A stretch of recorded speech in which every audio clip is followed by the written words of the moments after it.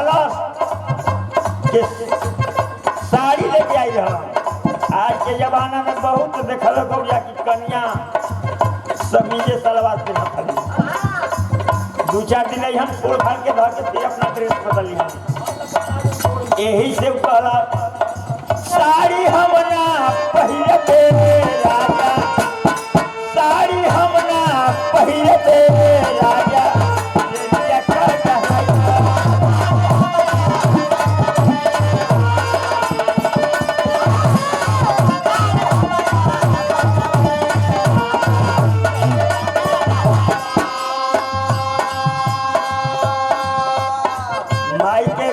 चरण पर गिर के कलश करे माँ हम जाता नहीं, हम पहाड़ा सीखे। जब तक हम पहाड़ा पढ़ के आई ना अंजल खाना ना खाई। माई कलश कहे बेटा कहाँ जाता हुआ?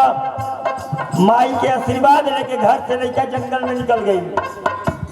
क्या बतौल चल खुशियाँ में